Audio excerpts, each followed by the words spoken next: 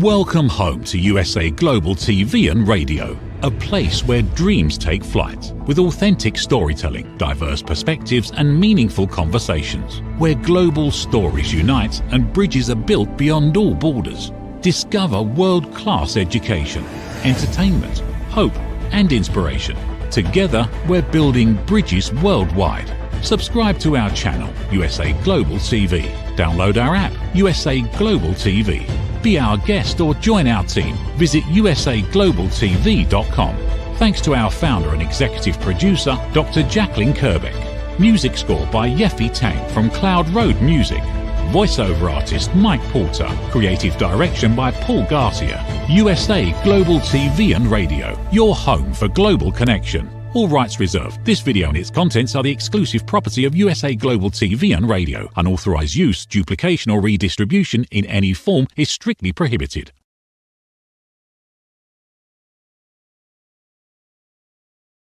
Listen, babe, now, listen, babe, now.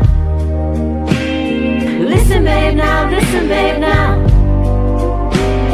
Listen, babe, now, listen, babe, now.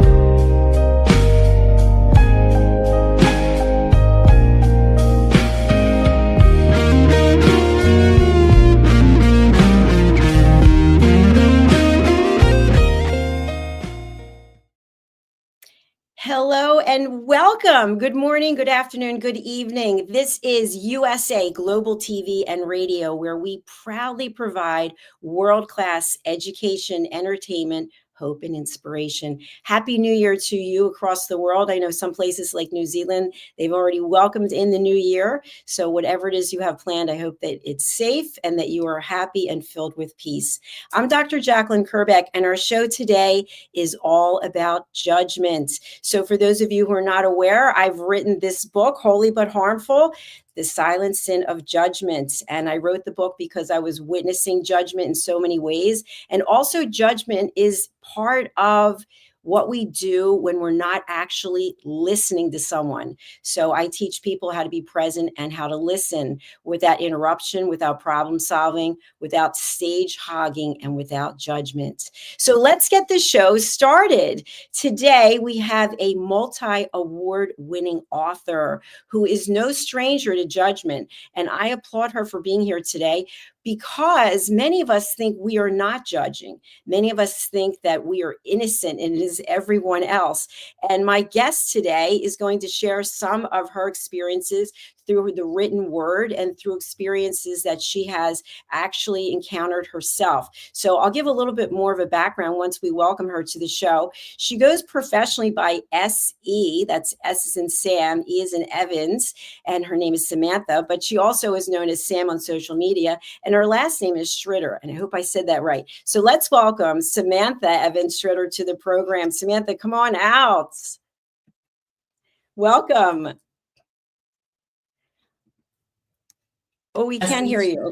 Sorry, we couldn't hear you, but go ahead. Start again. We can hear you now.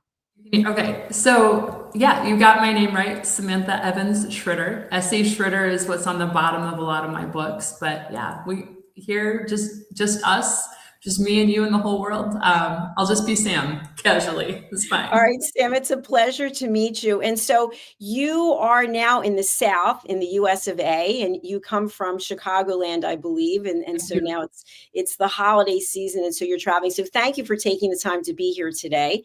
And you've also won a number of awards, and we're going to get to that. Let's talk a little bit about why it is when you could pick any place to be, you signed up for a show about judgment. Well, my book, The Prodigal Son, Crackhead to Jesus Freak, launches tomorrow, January 1st. And it is a book that I wrote about my late husband's crack addiction and alcohol addiction. And in order to write the book, I actually had to interview him and ask him his questions and write his story from his point of view. So I had to go very much into his head. We talk with judgment, we talk about like, you don't know what it's like to be in her shoes, or you don't see the cards she's holding. I actually had to hold his cards and put myself in his shoes to write this book. And I have like this copy, so I might actually read a couple things from the book. But I experienced judgment as the spouse of an addict, and I judged other people even in the midst of that, because there was one situation where I ended up visiting my husband in jail, and I was judging other visitors in the waiting room. And so when I saw this show about judgment, and it was like great timing with the book release, I was like, oh, this is perfect. This is perfect. So that's why I chose to meet with you, Jacalyn, and I appreciate it. I really appreciate it too. Thank you so much. And it's interesting. I don't like to speak ill of the dead, but I also was married to someone who had problems with alcohol and drugs. So it's interesting that we're here today. The universe brings us together. So in the book that I wrote, Holy but Harmful, I basically was judged for the way that I look, and also because I was told that God didn't know me or love me because I had stopped going to church after my mother died. So I decided, instead of judging back, to just do some research and to really look into it and interview pastors. And I'm a peace ambassador, interview peace ambassadors. And so what came out of this for me was that many times we say things meaning well. We're trying to encourage something or get people to see something from a different perspective. And so we put our spin on it, and basically it's just riddled with judgment. And so I'm wondering, what are your thoughts about the fact that you have this book coming out? You're telling the tell-all, and so maybe there are people out there judging just because you've written the book. What are your thoughts about that? I'm expecting that. I am very spiritual. I'm a hardcore Christian, and I use profanity in the book. And I have not included profanity in anything else I've written. And I feel like good writing can be written without profanity, but it was his real story. We're talking about crack addiction and alcoholism. And my audience is people who've been wounded by the church and who've walked away because they feel like the church is hypocritical. And so for them, I wanted them to see two Christians who are battling sin vulnerably and authentically, and show the whole transformation from like what sin does, and then inviting God into that space to know that they are worthy of love. And the whole journey for Clint was that he didn't feel lovable, and that led to a lot of his addiction struggles.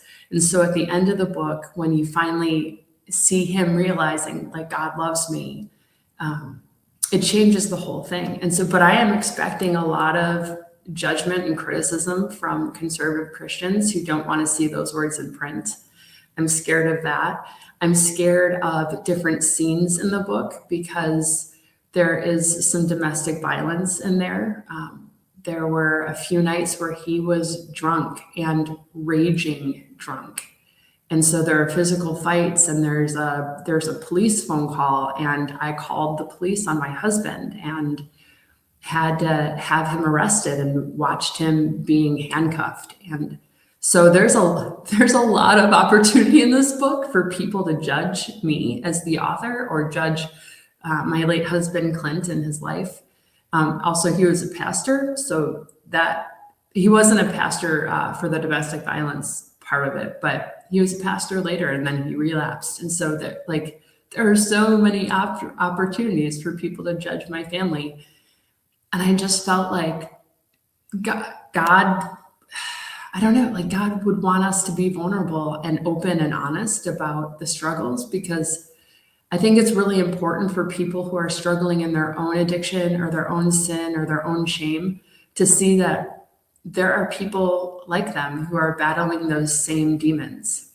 And so for their sake, any judgment I receive about this book is going to be worth it, like to help other people heal. Thank you so much for your transparency. And by the way, it's by no accident that we're here together on the last day of the year, when people this evening, if they haven't already celebrated into 2026, they're going to be making commitments to change their behavior, to give up this and give up that. So thank you again for being here and sharing your story and being so vulnerable. And what I heard you say was the word fear. I think I heard that twice. And so we can either come from a place of love or a place of fear. So I imagine that when you're writing this and you're getting the story out there, that you're coming from a place of love. But yet, what's still coming up for you is that fear of being judged, because we know Mel Robbins is someone who really inspires me, and she has the let them theory. Let people think what they're going to think. Let them say what they're going to say. We still have to come forward and share our story. And so you're weighing the love and the fear. So it sounds like love won. I love one. It's out there for people. Like, people can pre-order the ebook on Amazon right now, or pre-order the book itself on Walmart or Barnes and Noble. You could go right now and click purchase for The Prodigal Son on Walmart or Barnes and Noble. So Love One, it is available for the whole wide world. But a few weeks ago, before I uploaded the manuscripts and the PDF, I was talking to my typesetter, and I was like, what if we just leave it on your computer?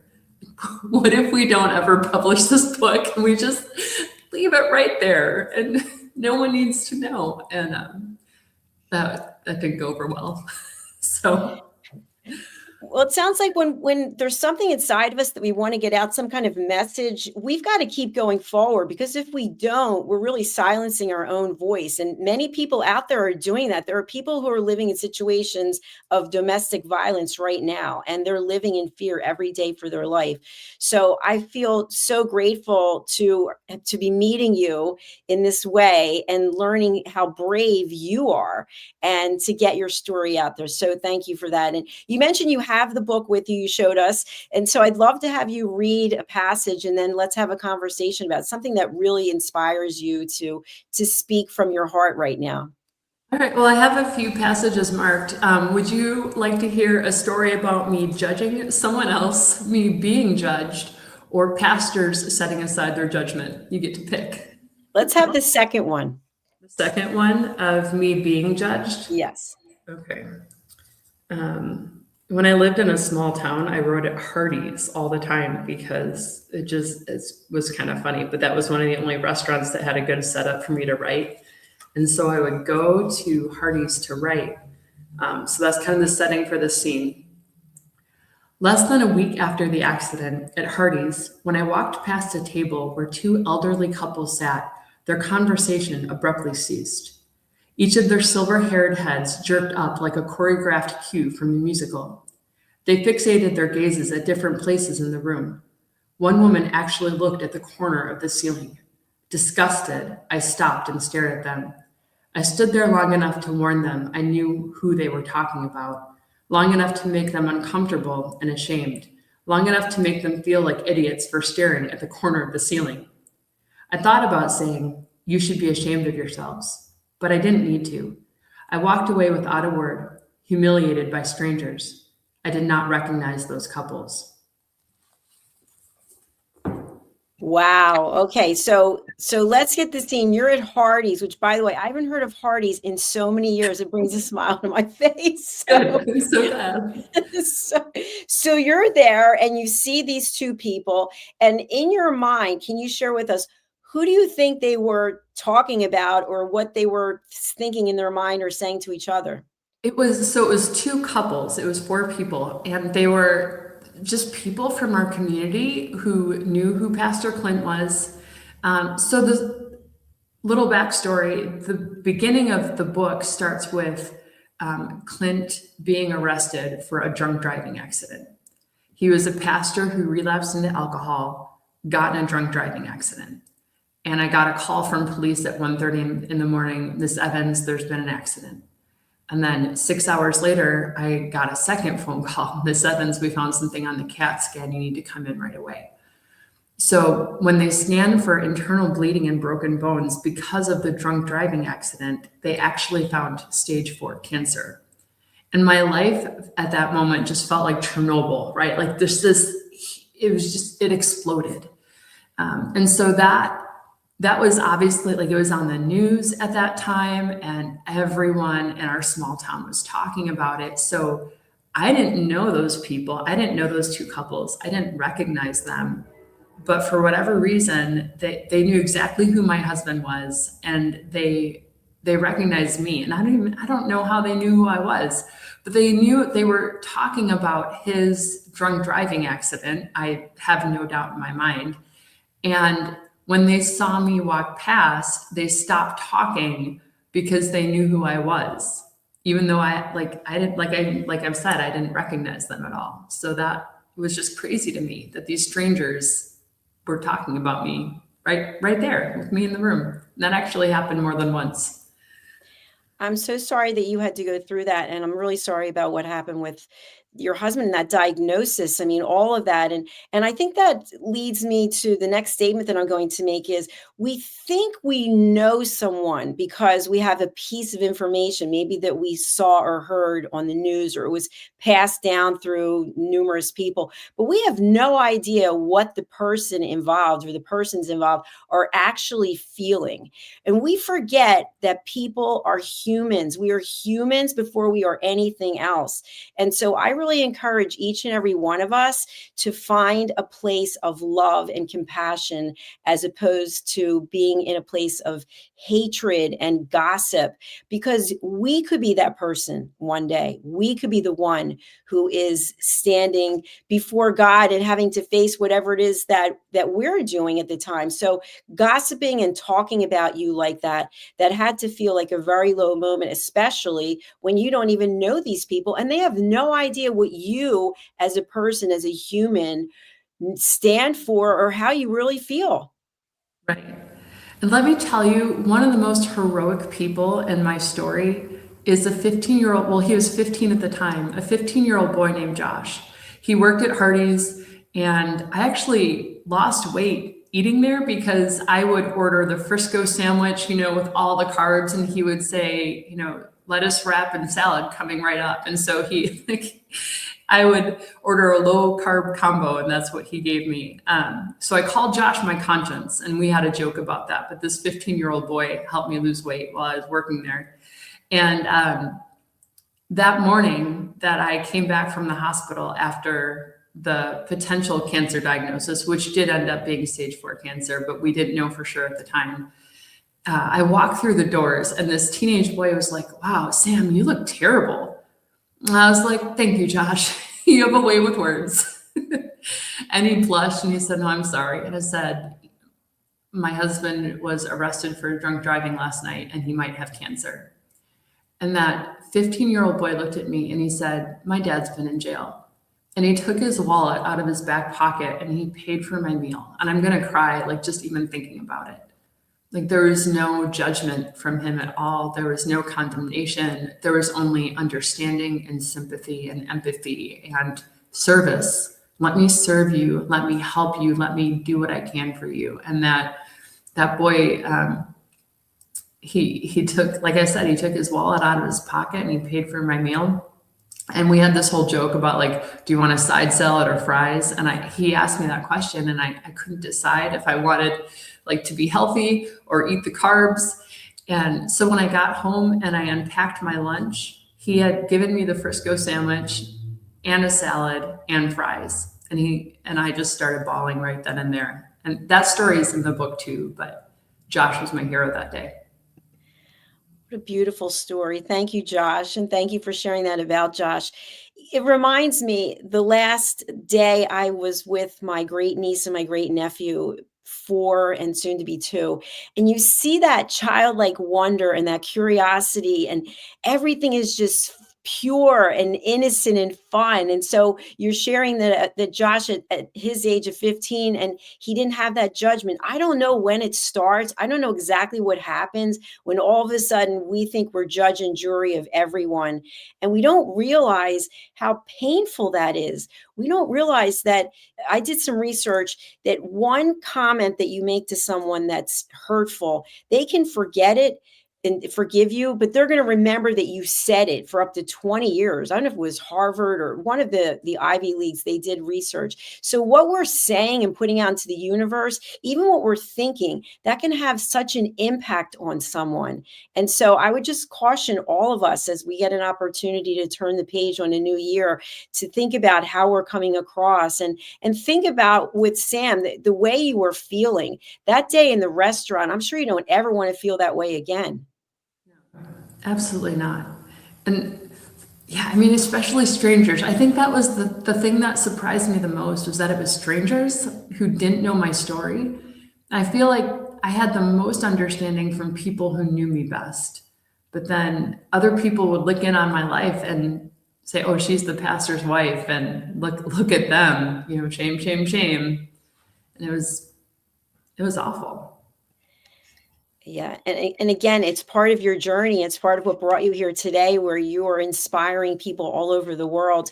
We talked a little bit backstage, just briefly, about the Bible. And so I know there's a passage or two that we're going to be chatting about. So when I shared with you and the world at the beginning, when I wrote this book, Holy But Harmful, and how I've been judged for not going to church, I saw your facial expression when I said that I was told God doesn't know me and doesn't love me. And so what are your thoughts for people who are, they could be very religious or they're not religious, but the fact that God loves all of us, even as we sin?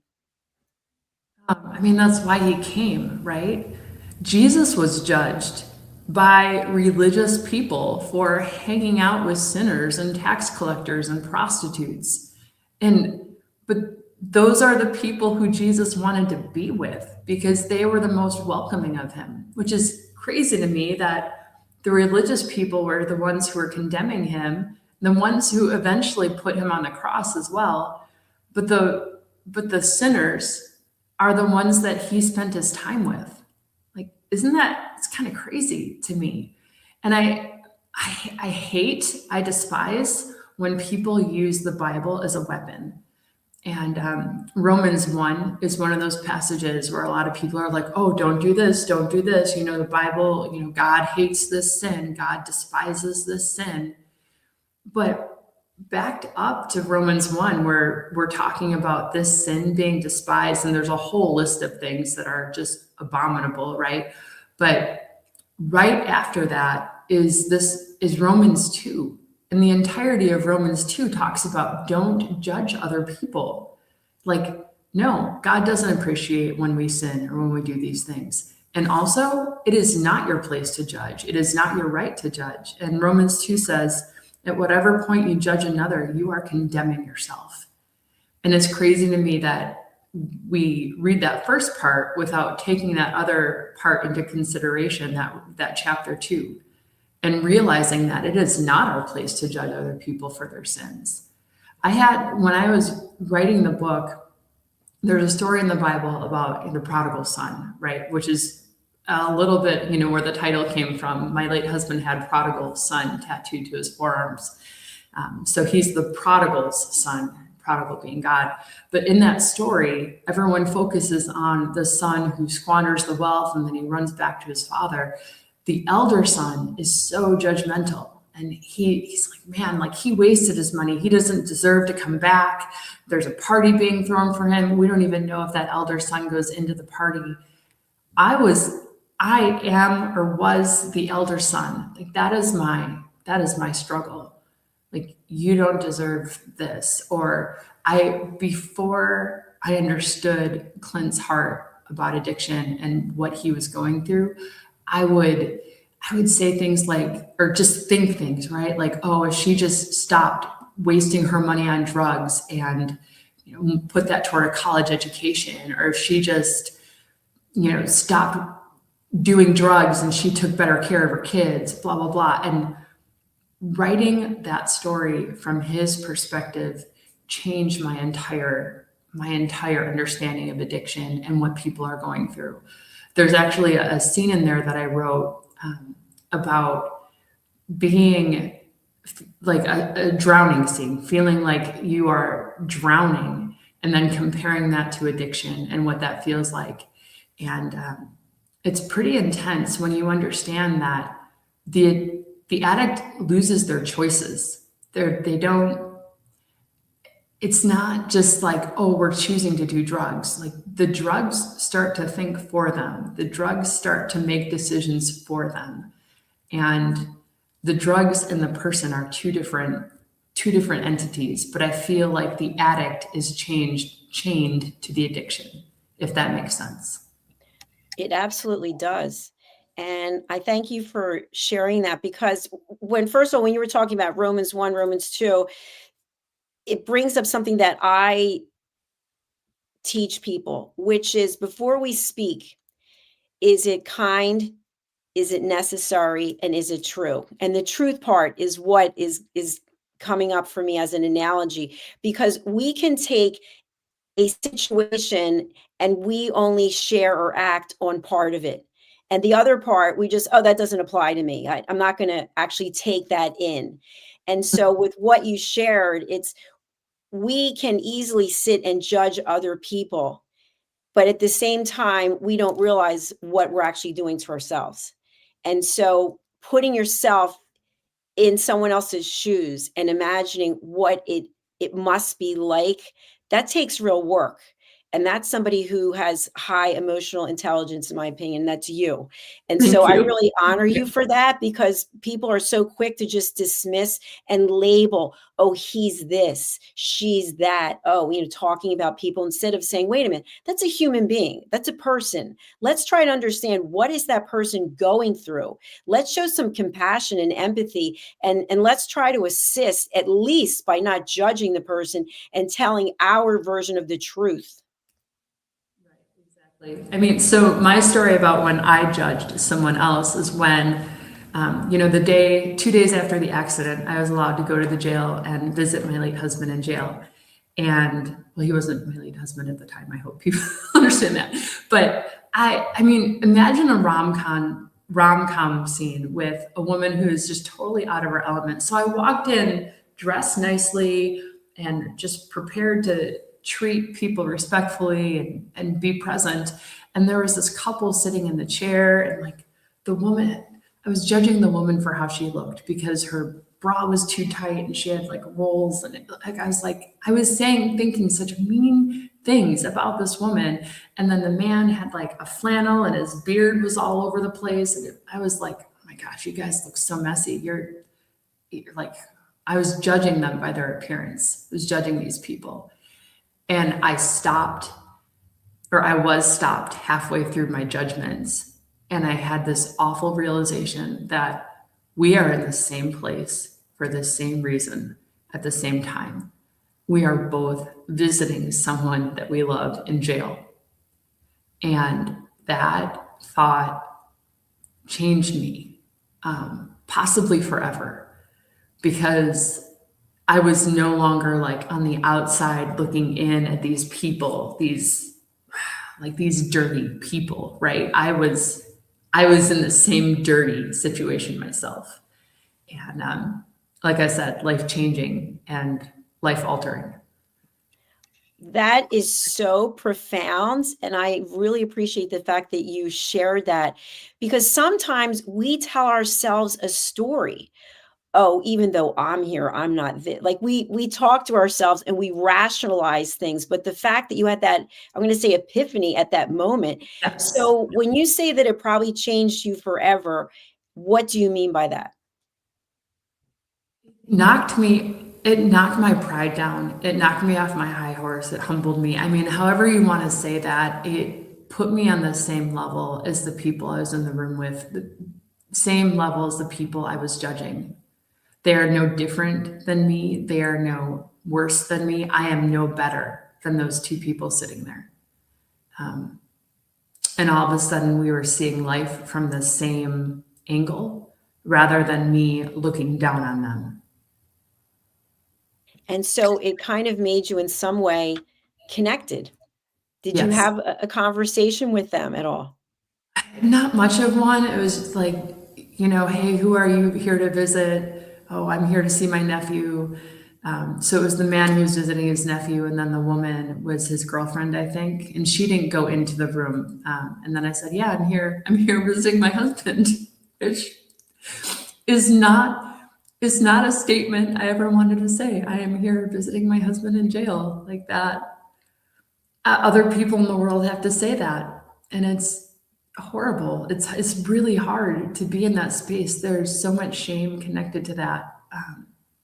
But the man was so casual about, like, who are you here to see? My husband, and it was just like, he was so kind and gentle, and there was no judgment on his face at all because he was in the same place. So I think go ahead. Yeah, I'm sorry. I was going to say, I can imagine that as a little girl with curiosity and childlike wonder, when you were growing up, you never imagined that you would be there that day doing what you were doing. You couldn't have fathomed that. No, absolutely not. There's no way. I mean, that first day when I had to go to the hospital, it was a Sunday morning. So my late husband was supposed to be preaching that morning, and instead he was in the hospital, and then they were going to be arresting him from the hospital and taking him to jail. And when I had to call someone to watch the kids, I called my friend Erin immediately. She had dealt with a heroin addiction in her past and overcome it. And people who've been in it don't judge the same way other people do.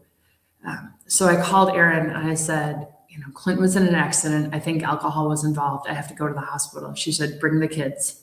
And that was the phone call. That was it.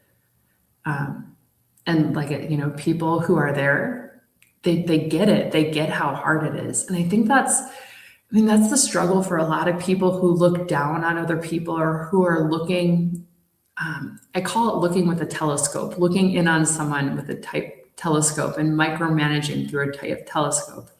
Because you can't see it, and you don't know what you don't know, but you think you know. And so you make these judgments about people based on what you think you know, but there's so many pieces missing in those situations. Absolutely. And I think it also comes back to having a heart filled with love as opposed to fear. Because I think that's sometimes why people judge and why people gossip, because they're afraid of what they don't know, but they don't want to take the time to ask the question in a respectful way. They'd rather just talk behind your back. And so that's kind of a fun thing to do, right? Stir the pot, create some drama. Oh, it's New Year's Eve tonight. Who can we talk about? Right. So make us feel better about ourselves. Yeah, exactly. And so I want to also talk about your writing, because from what I understand, you've made contributions to more than 40 books. Is that true? It is. A lot of those were books that I would write like a chapter of. So 19 of those books were testimonies where I would interview someone and then write his or her story from first person. And actually that helped with with writing The Prodigal Son, because I interviewed multiple addicts and they told me what it was like to struggle with their addiction. So even interviewing them helped me interview my late husband later. And I was able to ask him more detailed questions that kind of correlated to things I'd learned over the years. So that's where a lot of those came into play. And I've written some devotionals, and I wrote a book called Love Letters to Miscarriage Moms that won a Golden Scroll Award for Christian Book of the Year in 2023. Basically, when I write, no matter what it is, my goal is for people to realize that they're not alone, and that the things that they're struggling with are things that other people struggle with. Not everyone has the gift to articulate the hard things, but I do. And, as an author, you probably understand that you have a gift of seeing the world a certain way and being able to put it into words that other people struggle to articulate themselves. Absolutely. It's so true. And, Sam, I was diagnosed with ulcerative colitis in 1991, and I never thought that anyone else in the world had this disease. Mm-hmm. And it ended up that there's an entire community of people. And that's how I ended up starting my radio show and my television show 4 years ago, was to give people a place to come and share their stories. So I think in our mind, we think we are alone. And the story that you shared, there are probably countless other people who have been in that situation, but yet they haven't had the I don't know what the word is because I don't want to be judgmental, but they haven't come forward yet with their story. So what would you say to someone who is out there right now, whatever their story is, and they're living in shame and they're living in fear and they feel like they're the only ones?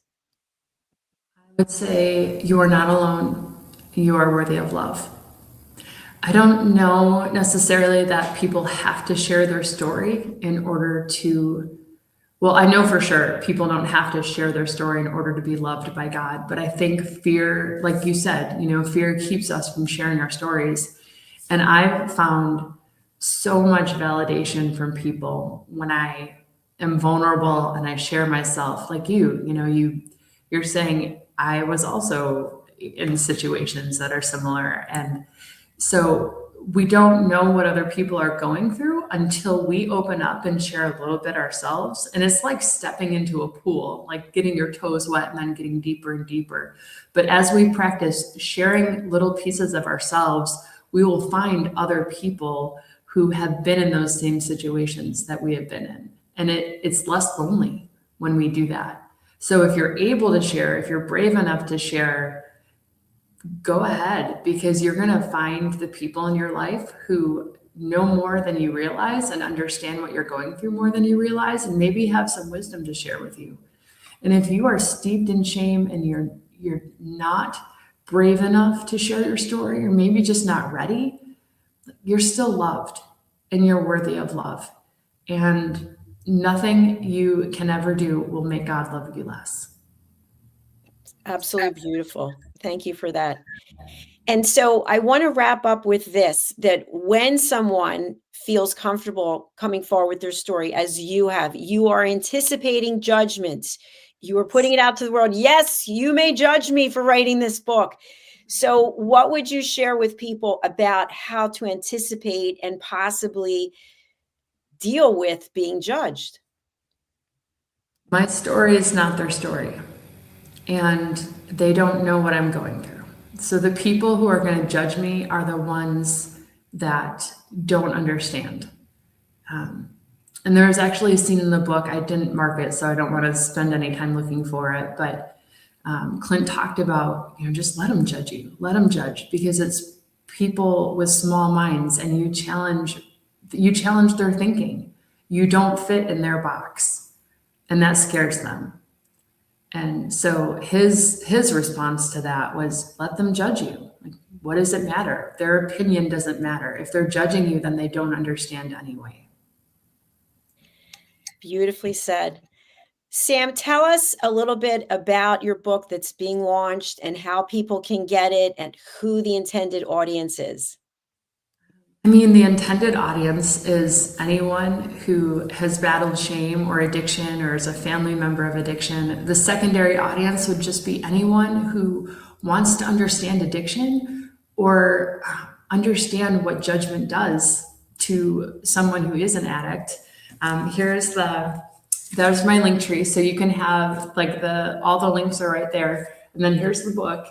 It's available right now, like I said, on Amazon. The ebook is available, and it's on Walmart.com and BarnesandNoble.com. Tomorrow, the paperback version will be available on Amazon as well. And it's written from my point of view and Clint's point of view.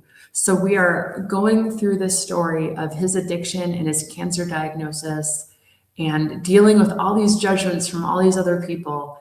And we find ourselves and we find the message that God has for us in the middle of that. And so it's my transformation as the elder brother in the prodigal son story, and it's his transformation as the prodigal son, learning how to accept grace for himself despite his debilitating shame. I love the fact that you have this dual perspective, and I know you're coming back. I think you're going to be on the corner bookstore with Retta Laughlin, who is one of my dear friends and our team member. So we'll look forward to having you back for that show as well as another one, I think. And I wish you all the best. And I'm so happy that you came here today and that I'm able to close out the year of this show with you. So thank you very much. Thank you so much. I appreciate it. Happy New Year. Happy New Year to you. Enjoy the rest of your holiday, and we'll see you back here again soon. Bye, everyone. Good luck. Bye. Well, I hope that you took away a lot from that discussion, that conversation, because I know for me, judgment is something that we all can do better at. I really believe. And before we speak, I'm just going to repeat the three questions. Before we speak, is it kind? Is it necessary? And is it true? And when we look at is it true, are we manipulating the story? Are we telling the entire story? Or are we just telling part of it that really resonates with us? One of my key focuses this year as a peace ambassador is to basically bring awareness as to what we're posting on social media. And so I just came through training, which was basically fake news, being aware of what's fake and what's actually real. So think about your own life. Think about what Sam shared with us. How much of what we are thinking and what we are saying is actually the truth? And how much are we making up because we want to be the center of attention by starting gossip? Is gossip sexy? I don't think so. Listen, I've gossiped in my life. I'm not saying I haven't, but I'm making every step this minute on to not gossip and to not put things out into the world that are not kind, that are not necessary, and that are definitely true from the full perspective, not just how we want people to see us and what really resonates with us, whether it's true or not. So think about that. Think about who you're judging. Think about how you felt when you were judged. And maybe when you are about to say something, pause and think, is it kind? Is it necessary? Is it true? And when you're being judged, I like to think of it like this. When you come back at the person with something, you're actually what I call stepping into the fire. And now you're coming back with something, and then they're coming back at you, and it goes back and forth and back and forth. I choose not to step into the fire. I just choose to set a boundary and say, you know what? I'm going to give them grace, just like I hope someone will give me grace if I start to judge. So with that in mind, I wish you a very happy 2026. I thank all of you who have been here with us broadcasting. We are closing out our third official year. We started January 15th, 2022. So we'll be celebrating our fourth anniversary. And if you'd like to be a guest, go over to our website. It's usaglobaltv.com, and you can book your session there. Thank you for listening. Thank you for watching. Thank you for subscribing. Please go and do buy Sam's book. You have all the information in the show notes. All right, we're off for now, and we'll be back shortly. Thank you. Is it true? Is it kind? Is it necessary? In a world quick to judge, one book dares to reveal the hidden cost of silence. Discover Holy but Harmful: The Silent Sin of Judgment, How Hidden Judgments Destroy Relationships and Damage Lives, by Dr. Jacalyn KERBECK. The Amazon #1 bestseller that's transforming the way we understand ourselves and the way we see others. Pick up the companion workbook to uncover your own hidden judgments and learn how to break free from them. Available now on Amazon and at fine bookstores worldwide. USA Global TV and Radio proudly presents Tracy Cram Perkins, a dementia caregiving survivor teaching how to balance care with peace of mind. #1 resource for dementia caregivers. It's the book Dementia Home Care: How to Prepare Before, During, and After. Over 17,000 copies sold of this must-have guide. And now a testimonial from Tracy Smith. If I was to describe this book to someone who is going through a similar situation, I would underscore how important it is to have some sort of a tool or a guidebook to help you through certain stages. And there's so many, it's such an unknown topic to the average person. And to have this as a reference is essential. It's going to help you get through it personally, as well as help your loved one manage. To learn more, go to tracycramperkins.com. Tracy Cram Perkins is an award-winning author. She's also the host of Dementia Home Care television show. Watch it here on USA Global TV and Radio.